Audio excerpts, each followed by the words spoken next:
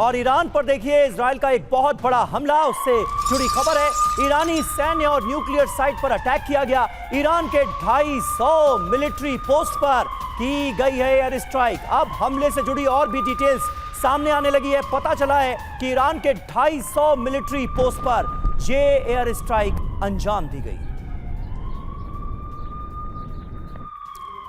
और देखिए अगली खबर है, इजराइल का ईरान की न्यूक्लियर साइट पर जो हमला हुआ है उससे जुड़ी हमले के बाद धुआं हुए कई इलाके। ये सबसे ज्यादा अगर देखा जाए हाईलाइटेड पॉइंट था, ये सबसे ज्यादा चिंता की बात है, क्योंकि जब नेतन्याहू ने एक वीडियो जारी किया, स्टेटमेंट दिया, उसमें भी उन्होंने न्यूक्लियर बॉम्ब का जिक्र किया, न्यूक्लियर फैसिलिटी का जिक्र किया। अमेरिका का लंबे समय तक ईरान से कॉन्फ्लिक्ट यही रहा है और अब देखिए इजराइल ने वही किया है, न्यूक्लियर साइट्स को निशाना बनाया है।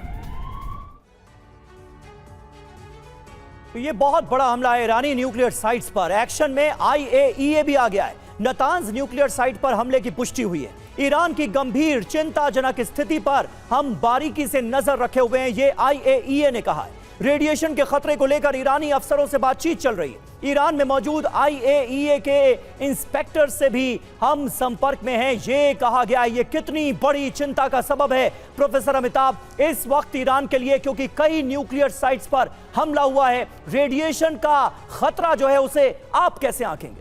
देखिए, IAEA 2018 के बाद इंस्पेक्ट नहीं कर रहा था कि यहाँ क्या चल रहा है, लेकिन हाल में जो अटैक हुए हैं उनसे सीधा असर रेडिएशन पे पड़ेगा और वो रेडिएशन सिर्फ ईरान तक ही सीमित नहीं रहेंगे, वो इराक जा सकते हैं, अजरबैजान जा सकते हैं। ये डर भी है, लेकिन अब तक IAEA का कोई इन्फॉर्मेशन नहीं आया। लेकिन इसमें सबसे बड़ी बात है कि अगर इन्होंने अटैक किया है, अगर उनको डिमोलिश करने की कोशिश की गई है, तो ईरान ने भी कुछ उसका एक तरह से एंटीडोट तैयार किया होगा। लेकिन इस समय जो सबसे बड़ा ऑप्शन ईरान के पास क्या है कि वो सारे न्यूक्लियर एस्टैब्लिशमेंट को वहां से हटा दे, जो पॉसिबल नहीं है। अटैक हो रहे हैं और हम ये भी जानते हैं कि बहुत डीप इनसाइड द माउंटेन्स इनके ईरानियन के न्यूक्लियर मिसाइल्स या जो उनकी संवर्धन कैपेसिटी है वो जिसको हम मिसाइल सिटी कहा करते थे, और बहुत डीप है। नातांज में अगर आप देखें उसको उन्होंने डिमोलिश किया है कि नहीं, अगर वो डिमोलिश किया है तब तो एक बहुत बड़ी न्यूज होगी। आने वाले समय में भी ईरान के लिए न्यूक्लियर रेडिएशन, मुझे लगता है सर कि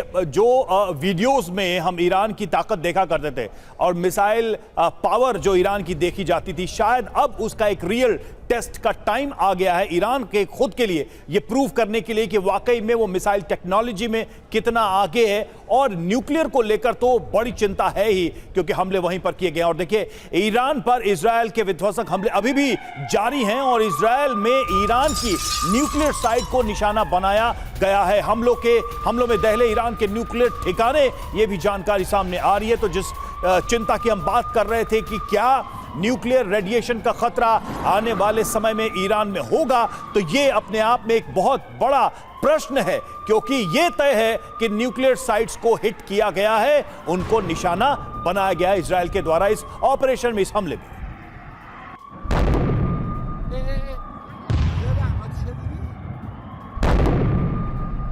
तो ये अपने आप में एक बड़ी चुनौती होगी ईरान के सामने, दोहरी चुनौती।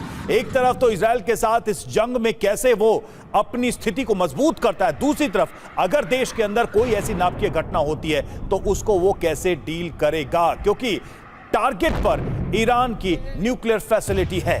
ये बात तो साबित हो गई है। ये बहुत ही ओपन स्टेटमेंट नेतन्याहू का आ गया है इस मामले में। और ईरान पर इजराइल का एक और बड़ा हमला, तेहरान पर इजराइल की स्ट्राइक को लेकर एक और खबर आ रही है। हमले इजराइल के जब हुए तो बमबारी से तेहरान थर्रा उठा, कई इमारतों से उठता दिखा धुआं। एक और नई तस्वीर हमले की हम आपको दिखा रहे हैं। तेहरान में जिस वक्त यह हमला बोला गया, हमले के फौरन बाद की तस्वीरें इस वक्त आपके सामने।